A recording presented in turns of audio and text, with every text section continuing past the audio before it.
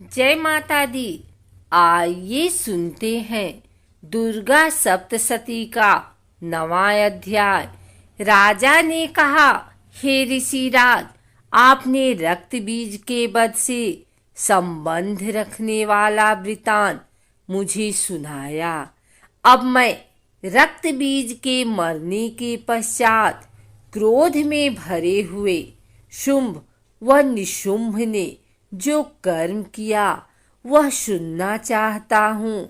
महर्षि मेधा ने कहा, रक्त बीज के मारे जाने पर शुंभ और निशुंभ को बड़ा क्रोध आया और अपनी बहुत बड़ी सेना का इस प्रकार सर्वनाश होते देखकर निशुंभ देवी पर आक्रमण करने के लिए दौड़ा। उसके साथ बहुत से बड़े बड़े असुर देवी को मारने के वास्ते दौड़े और महापराक्रमी शुंभ अपनी सेना सहित चंडिका को मारने के लिए बढ़ा। फिर शुंभ और निशुंभ का देवी से घोर युद्ध होने लगा और वह दोनों असुर इस प्रकार देवी पर बाण फेंकने लगे जैसे मेघों से वर्षा हो रही हो।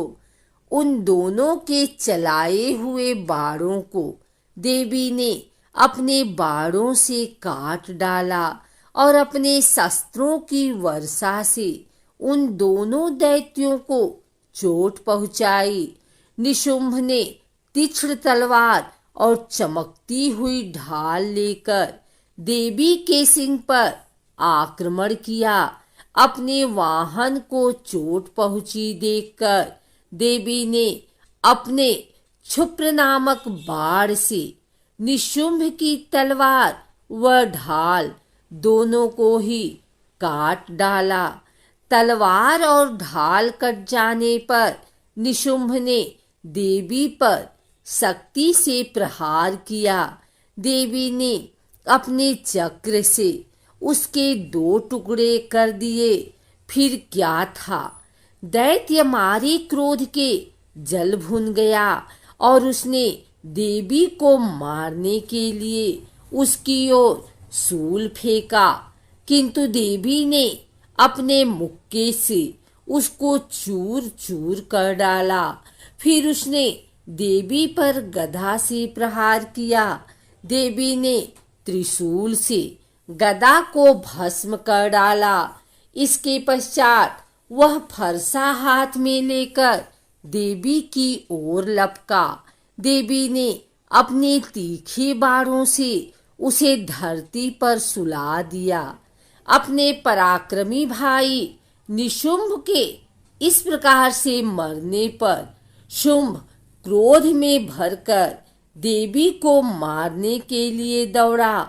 वह रथ में बैठा हुआ उत्तम आयुधों से सुशोभित अपनी 8 बड़ी बड़ी भुजाओं से सारे आकाश को ढके हुआ था।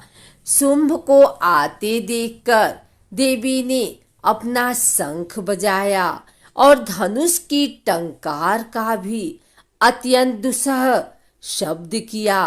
साथ ही अपने घंटे के शब्द से, जो कि संपूर्ण दैत्य सेना के तेज को नष्ट करने वाला था, संपूर्ण दिशाओं में व्याप्त कर दिया।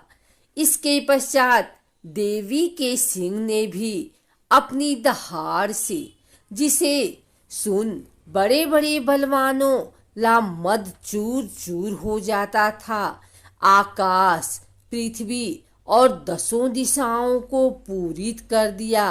फिर आकाश में उछलकर काली ने अपने दांतों तथा हाथों को पृथ्वी पर पटका। उनके ऐसा करने से ऐसा शब्द हुआ जिससे कि उनसे पहले के सारे शब्द शांत हो गए। इसके पश्चात शिवदूती ने असुरों के लिए भय उत्पन्न करने वाला अट्ठास किया, जिसे सुनकर दैत्य थर्रा उठे और शुंभ को बड़ा क्रोध हुआ। फिर अंबिका ने उसे अरे दुष्ट, खड़ा रह, खड़ा रह। कहा तो आकाश से सभी देवता जय हो बोल उठे। शुंभ ने वहां आकर ज्वालाओं से युक्त एक अत्यंत भयंकर शक्ति छोड़ी, जिसे आते देखकर अपनी महोल्का नामक शक्ति से काट डाला।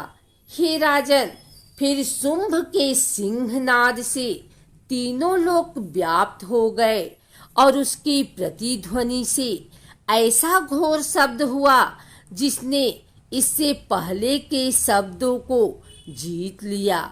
शुंभ के छोड़े बाणों को देवी ने और देवी के छोड़े बाणों को शुंभ ने अपने बाणों से काट कर सैकड़ों हजारों टुकड़ों में परिवर्तित कर दिया। इसके पश्चात जब चंडिका ने क्रोध में भर शुंभ को त्रिशूल से मारा तो वह मूर्छित होकर पृथ्वी पर गिर पड़ा। जब उसकी मूर्छा दूर हुई तो वह धनुष लेकर आया और अपने बाणों से उसने देवी काली तथा सिंह को घायल कर दिया। फिर उस राक्षस ने 10,000 भुजाएं धारण करके चक्रादि आयुधों से देवी को आच्छादित कर दिया। तब भगवती दुर्गा ने कुपित होकर अपने बाणों से उन चक्रों तथा बाणों को काट डाला। यह देखकर निशुंभ हाथ में गदा लेकर चंडिका को मारने के लिए दौड़ा। उसके आते ही देवी ने तीक्ष्ण धार वाले खड्ग से उसकी गदा को काट डाला। उसने फिर त्रिशूल हाथ में ले लिया। देवताओं को दुखी करने वाले निशुंभ त्रिशूल हाथ में लिए हुए आटा देकर चंडिका ने अपने एक शूल से उसकी छाती पर प्रहार किया और उसकी छाती को चीर डाला। शूल विदीर्ण हो जाने पर उसकी छाती में से एक उस जैसा ही महापराक्रमी दैत्य ठहर जा कहता हुआ निकला। उसको देखकर देवी ने बड़े जोर से ठहाका लगाया। अभी भी निकलने न पाया था कि उसका सिर अपनी तलवार से काट डाला। उसके आते ही देवी ने तीक्ष्ण धार वाले खड्ग से उसकी गदा को काट डाला। उसने फिर त्रिशूल हाथ में ले लिया। देवताओं को दुखी करने वाले निशुंभ त्रिशूल हाथ में लिए हुए आता देखकर चंडिका ने अपने शूल से उसकी छाती पर प्रहार किया और उसकी छाती को चीर डाला। शूल विदीर्ण हो जाने पर उसकी छाती में से एक उस जैसा ही महापराक्रमी दैत्य ठहर जा कहता हुआ निकला। उसको देखकर देवी ने बड़े जोर से ठहाका लगाया। अभी वह निकलने भी न पाया था कि उनका सिर अपनी तलवार से काट डाला। सिर के कटने के साथ ही वह पृथ्वी पर गिर पड़ा। तदंतर सिंह दहाड़ कर असुरों का भक्षण करने लगा और काली शिवदूती भी राक्षसों का रक्त पीने लगी। कौमारी की शक्ति से कितने ही महादेव नष्ट हो गए। ब्रह्मा जी के कमंडल के जल से कितने ही असुर समाप्त हो गए। कई दैत्य महेश्वरी के त्रिशूल से विदीर्ण होकर पृथ्वी पर गिर पड़े और बाराही के प्रहारों से छिन्न भिन्न होकर धराशायी हो गए।